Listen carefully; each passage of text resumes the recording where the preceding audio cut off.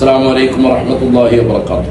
ജമാഅത്ത് നിസ്കാരത്തിൽ കാരണത്തോടുകൂടെ ഇമാമിനെ തൊട്ട് മഅ്മൂമിന് ദീർഘമായ 3 ഫർദുകളെ കൊണ്ട് പിന്താമെന്ന് പറഞ്ഞു.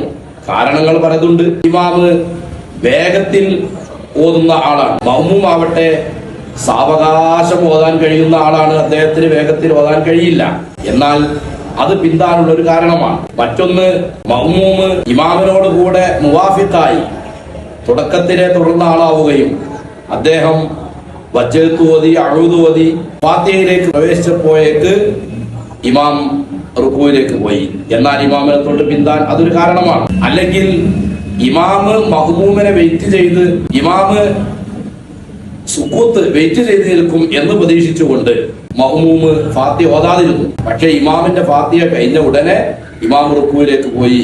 എന്നാൽ അതും പിന്താനുള്ള ഒരു കാരണമാണ്.